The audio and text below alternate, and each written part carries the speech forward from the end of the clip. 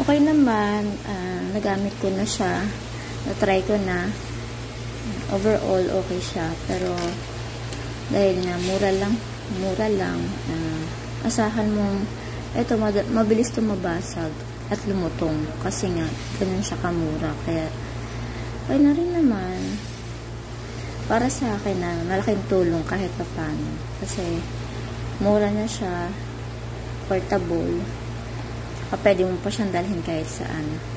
Kung magta-travel ka, yan, hindi mo na kailangan dalhin yung isang plancha mo, isang buong plancha kasama yung horse. So ito, ipo-fold mo lang siya, pwede na siya pang travel.